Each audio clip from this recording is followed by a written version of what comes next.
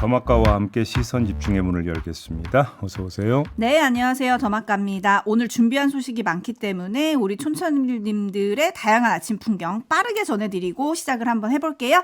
3107님, 신선한 아침에 고추 따고 있습니다. 혼자 일할 때 좋은 친구가 돼주는 시선 집중.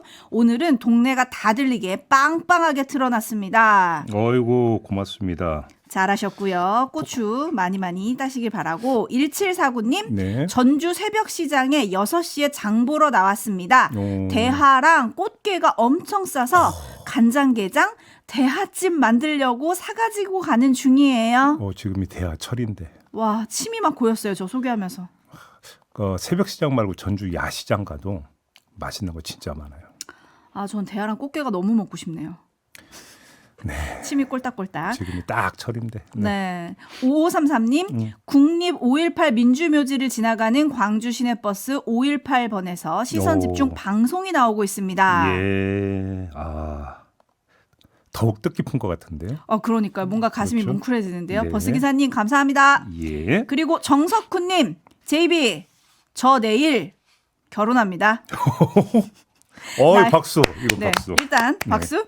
나이 40에 도둑놈 소리 듣고 가는 늦장가인 만큼 열심히 잘 살겠습니다. 여유가 넘치시네. 내일 결혼이신데 또 저희 방송과 함께 하신다. 아이고 고맙습니다. 왠지 내일 아침에도 저희 방송 들으면서 신랑 화장할 것 같은데요? 내일 아침 갖고 됩니까? 신혼여행 가서도 들으세요. 어디에서나 다 들을 수 있습니다. 아, 그렇죠. 네. 네, 함께해 주시기 바라고 축하드립니다. 다시 한번 축하드립니다. 제이비 네. 어떻게 한 말씀 해주세요. 늦장가 가신다는데. 행복하세요. 네.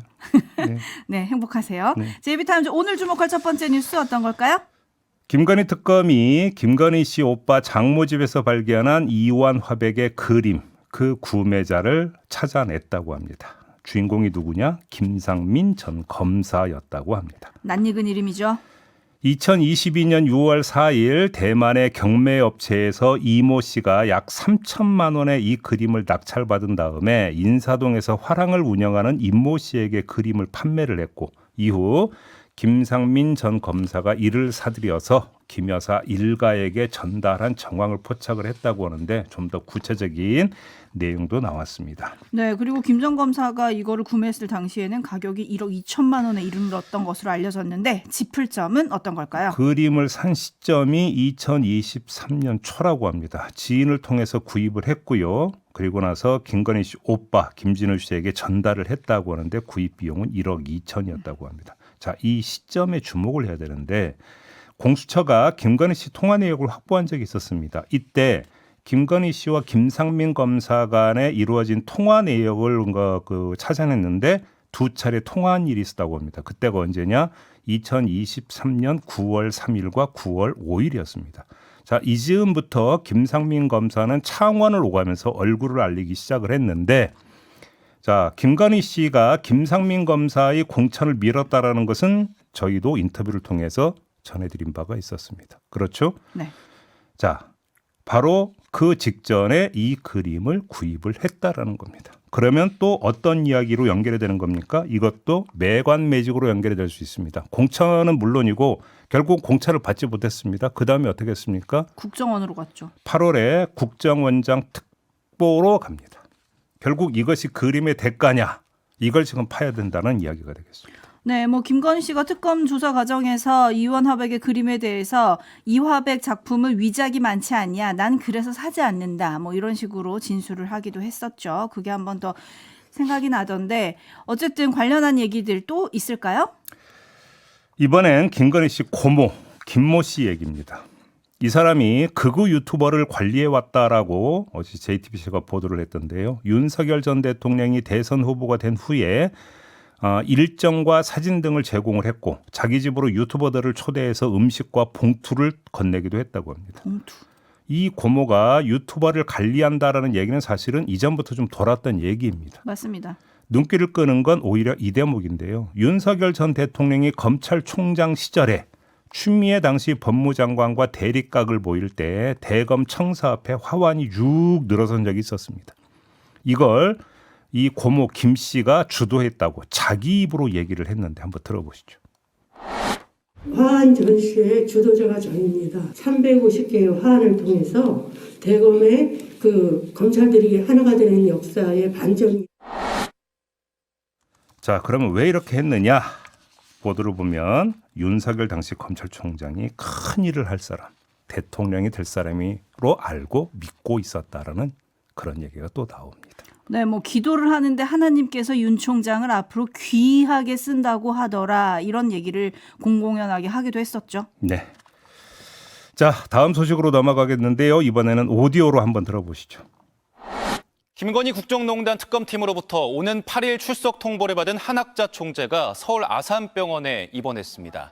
특검 소환 조사를 앞두고 한 차례 서울 아산병원으로부터 입원을 거절을 당한 한 총재는 통일교 재단 소유의 병원에 입원했다가 심장 관련 시술을 받기 위해 어제 서울 아산병원 VIP 병동에 입원한 것으로 취재 결과 확인됐습니다. 네, 이 뉴스에 붙일 말은 바로 이겁니다.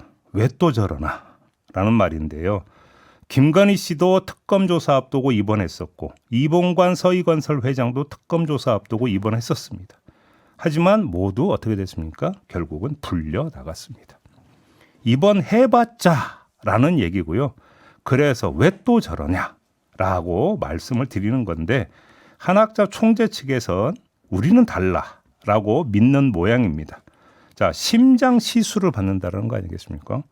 그러니까 이건 엄청 중한 거다 이렇게 생각하고 그래서 우리는 다를 거야 라고 혹시 믿는 모양인데 자, 그러면 이렇게 한번 물어보겠습니다. 그렇게 중한 거라면 그렇게 중한 상태라면 아산병원은 왜 맨 처음에 입원을 거절을 했을까요? 네? 되물어볼 그 지점 아니겠습니까? 이건 이 정도로 하고요. 한학자 총재 관련 다른 소식 하나 더 짚어드리겠습니다. 변호인단 얘기인데요. 이거는 뉴스 채굴꾼이 전해드리겠습니다.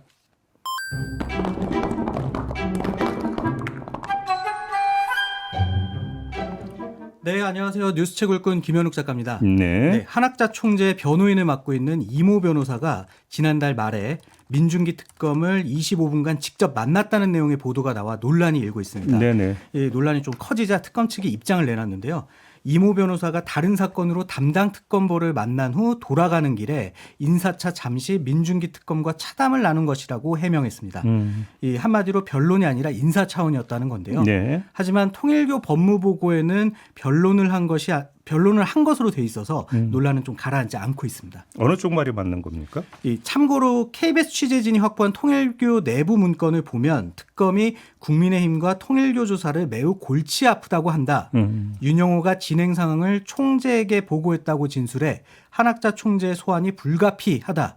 이런 내용의 이모 변호사와 민중기 특검 간의 면담 내용까지 기재돼 있었다고 합니다. 그럼 두 사람 사이에 그 수사 관련 이야기가 있었다는 얘기가 되는 거죠. 그렇죠. 만약 이게 사실일 경우에는 특검이 수사 진행 상황을 피의자 측에 흘려준 것으로도 볼 수 있는 아주 심각한 문제인데 네. 이것 말고도 다른 문제가 하나 더 있습니다. 어떤 건데요? 이 전관 변호사들의 방문 변론 그리고 몰래 변론에 대한 문제가 꾸준히 제기되면서 검찰이 지난 2016년부터 변호사가 전화나 검찰청을 방문해 그 구두로 변론한 경우에는 구두 변론 관리대장이라는 걸 기록하도록 하는 내용의 이 형사사건 변호 활동에 대한 업무 지침을 도입하는데요.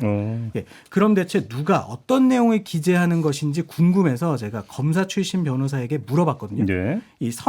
그랬더니 이제 선임계를 낸 변호사만이 검사와 전화나 면담이 가능하고 이 구두 변론 관리대장의 변론 일시와 변호사의 이름, 사건 번호, 전화 또는 방문 여부 등을 이 사무관 등 이 검찰 직원이 기재하는 것이 일반적이라고 합니다. 네네. 예, 다만 이 관리대장에는 구체적인 변론 내용까지는 기재하는 게 아니라고 그러더라고요. 근데 아무튼 이건 이제 검찰의 지침인데, 네. 자, 이 지침을 특검에 한번 적용한다고 하고 그렇게 되면 어떻게 되는 겁니까? 네, 이 구체적 내용까지 확인은 못하더라도 변론 성격의 만남이었는지는 확인이 가능할 텐데 예. 이 두 가지 체크 포인트가 있거든요. 예. 우선 민중기 특검과의 만남이 관리대장에 기재됐느냐 여부일 텐데 네. 이 특검 측 주장대로라면은 이 기재가 안 돼 있을 가능성이 크거든요. 뭐 인사 차원 있고 변론 아니라고 주장을 했으니까. 그렇죠. 변론이 네. 아니기 때문에 네. 그렇죠. 그러면 통일교 내부 문건이 사실일 경우에는 이 관리대장이 기록하지 않은 것 자체가 문제가 될 수 있고요. 그렇죠. 네. 이 두 번째로는 다른 특검보를 만난 건 이 관리대장에 기재됐느냐 여부입니다. 이거는 변론이었다고 하니까 기재가 됐어야 만약에 진짜 관리대장이 이 지침을 특검도 도입을 했다면 그렇죠. 기록이 돼 있어야 되는 거죠. 네네. 이거를 좀 확인을 해야 되는데 뭐 하지만 이걸 확인한다고 해도 어떤 대화가 구체적으로 오갔는지 그 구체적인 내용은 확인할 수 없다.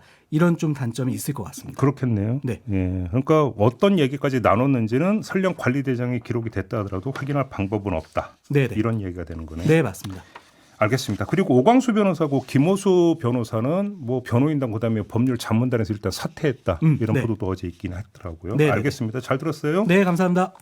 네, 아름다운 독도님이 오얏나무 아래서는 가끈도 고쳐매지 말라고 했는데 라고 좀 얘기를 올려주셨고요. 네. 린주님은 특검을 특별히 검사해야 하는 거 아닙니까? 라고 또 올려주셨어요. 왜냐하면 그동안 민특검은 사건 변호인과 직접 접촉하지 않는다는 원칙을 얘기를 했었잖아요. 근데 개인적인 친분이 있다고 차를 마셨다. 요거는 조금 논란이 좀 되고 있는 것 같습니다. 특검에 대한 국민적 기대와 믿음이 얼마나 큰지를 다시 한번 되새겼으면 좋겠다. 이런 말씀 드리겠습니다. 네, 그리고 앞서서 김건희 씨 관련 김상민 전 검사가 그림을 넘겼다 이런 얘기 저희가 전해드렸잖아요. 네. 진희님이 이렇게 올려주셨어요. 김건희 씨는 그림을 사지는 않지만 사주면 받는 건가요?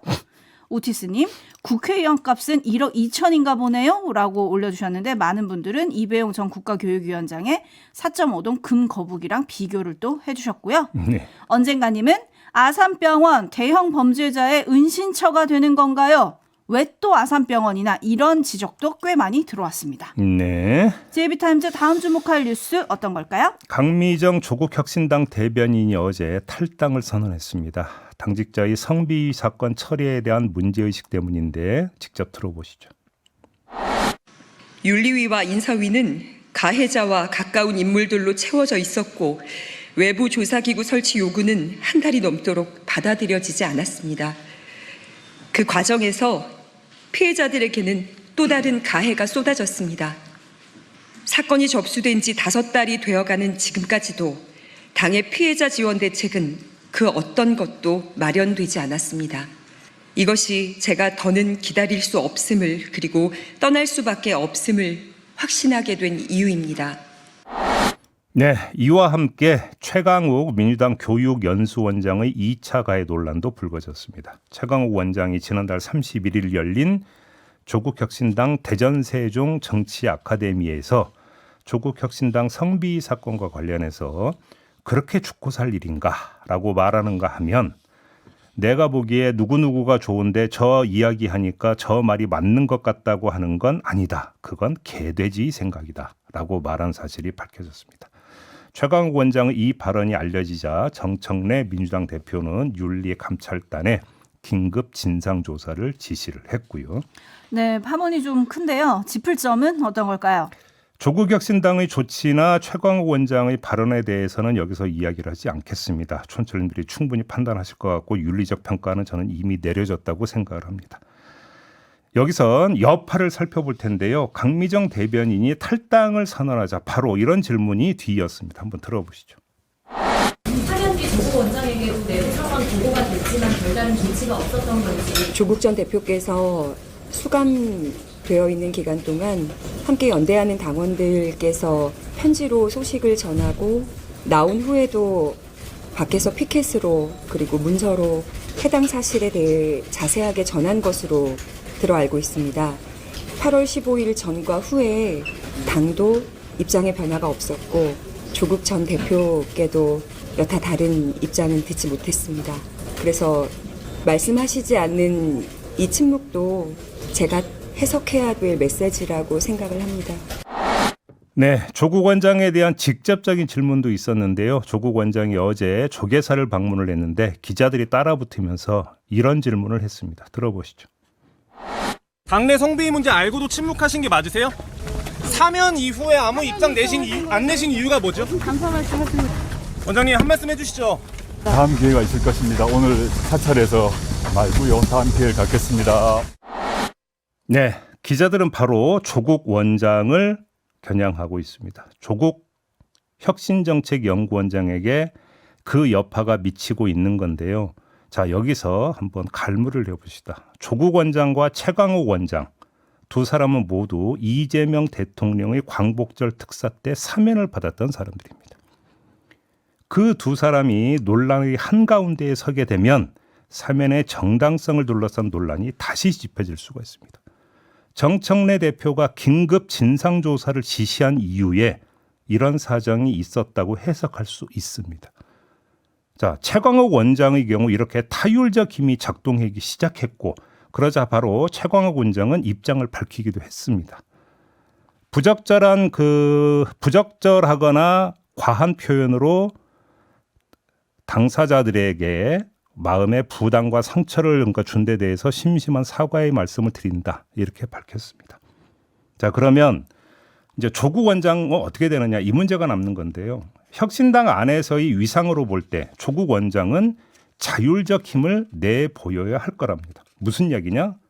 스스로 입장을 밝히지 않을 수 없을 것이다라는 얘기인데 일단 어제는 아무 말도 없었다. 일단 이 사실만 환기를 하고 오늘이나 내일은 어떻게 되느냐 이걸 좀 볼 필요가 있다. 이 말씀을 드리겠습니다. 네, 어제 기자들의 질문엔 답하지 않았지만 저녁에 이제 페이스북에 자기 입장을 올리기는 했습니다. 당시에 당적 박탈로 비당원 신분이었던 저로서는 당의 공식 절차가 진행되는 과정에서 할 수 있는 역할이 없었다. 이런 얘기를 했고 이제 절차가 잘 마무리됐다고 일단락된 것으로 생각을 했었다. 미진한 점이 없는지 살피겠다. 뭐 이런 입장을 내기는 했더라고요. 그 다음에 추가적인 입장이 나올지 좀 시선 집중하겠고요. 2653님이 우리 사회의 병폐를 절실히 드러내는 한 단면을 보는 것 같습니다. 가장 평등하고 권력을 갖고 있는 국회 집단에서도 이런데 다른 집단에서는 보지 않아도 어떨지요. 이런 네. 의견 달아주셨네요. 다음 주목할 뉴스는 어떤 걸까요? 노만석 검찰총장 직무대행이 지난 3일 부산 고검과 지검을 격려 방문한 적이 있었는데 이 자리에서 이런 말을 했습니다. 적법 절차를 지키면서 보완 수사를 통해 실체 진실을 밝히는 것은 검찰의 권한이 아니라 의무다. 이런 말을 했습니다. 의무다. 여기 무슨 밑줄 쳐야 되는 이야기냐면 거죠? 가장 핵심적 지금 검찰개혁 사안이 바로 검찰의 보완 수사권 폐지다라는 목소리가 나오는데 명백하게 이에 대해서 반대 입장을 표명한 겁니다. 지금까지는 개별 검사가 개별적인 입장 표명은 있었습니다만 검찰총장 직무대행이 공식 자리에서 이렇게 이야기를 했다면 이거는 검찰 조직을 대표해서 입장을 밝힌 것으로 해석을 할 수가 있게 되는 겁니다. 자, 이렇게 되면 점화가 됐다고 봐야 되는 겁니다. 핵심적인 문제에 대한 이제 공방이 본격적으로 시작이 된다고 볼 수 있을 것 같은데 보완 수사권 문제가 왜 이렇게 중요하냐라는 이야기 잠깐은 좀 하고 넘어갈 필요가 있을 것 같은데요. 결국은 검찰을 공소청으로 바뀐다라는 것은 검찰의 수사권을 완전히 정리한다, 없앤다라는 이야기가 됩니다. 그런데 보완 수사권을 만약에 유지를 시킨다라고 한다면 보완이라고 하는 명목하에 검찰은 계속 수사권을 행사할 수 있게 된다라고 하는 이런 현상이 빚어질 수 있다라는 겁니다. 특히나 대한민국 헌법에는 영장은 검사만이 청구할 수 있게 되어 있습니다. 따라서 구속영장을 경찰이 신청을 하거나 체포영장을 신청을 할 때 검찰이 이거 갖고는 안 되는데 그럼 우리가 보완 수사할게. 그래서 기소할 때 우리가 보완 수사해서 할게 하면은 수사권은 사실상 존치가 되는 것이 되어버린다. 지금 전문가들이 지적하고 있는 게 바로 이 문제거든요. 그래서 보완 수사권을 검찰에게 계속 남겨주면은 지금 검찰개혁이라고 하는 본래의 취지가 완전히 퇴색되어 버린다. 이런 이야기를 하는 겁니다. 그런데 여기서 또 하나의 개념이 있습니다. 보완 수사 요구권이라는 게 또 있습니다. 그거는 인정할 수 있다. 왜냐하면 이제 기소해 주세요 해가지고 사건을 경찰에 넘겼는데 보니까 뭔가 좀 부족해. 그러면 경찰에게 요거 좀 부족한 것 같아요. 요거 좀 더 보완하셔야 되는 거 아닙니까라고 이야기할 수 있다는 거죠. 그건 보완 수사 요구권이에요. 그러니까 이렇게 되면 수사의 주체는 경찰이 되는 건데 보완 수사를 요구하는 게 아니라 자기들이 직접 보완 수사를 해버리면 그거는 공소청으로 검찰청을 바꾸는 것 자체가 무슨 의미가 있느냐라고 하는 이런 문제가 제기가 되는 거거든요. 그래서 결국은 보완 수사권 존폐가 검찰개혁의 핵심 문제다라고 다들 이야기를 하는데 이 문제에 대해서 검찰총장 직무대행이 보완 수사는 검찰의 의무다라고 해버렸으면 폐지 못한다라는 주장이잖아요. 자, 이러면 어떻게 되는 것이냐. 이 문제가 이제 본격적으로 제기가 된다. 그리고 공방이 시작이 된다. 이렇게 봐야 되는 것이죠. 네, 하동수 님이 의견 표현은 자유죠. 하지만 거기에 따른 책임은 무조건 수반됩니다. 라고 올려주셨고, 또 어떤 분은 이에 대한 정성호 법무부 장관의 답이 좀 궁금하다. 뭐 이런 의견도 보내주셨고요. 그다음에 김정훈 님은 검찰이 보안 수사로 꼼수 부리려는 거 아닙니까? 여전히 불신의 시선이 좀 있는 것 같습니다. 자, 이렇게 마무리하겠습니다. 더마카 수고하셨습니다. 고맙습니다.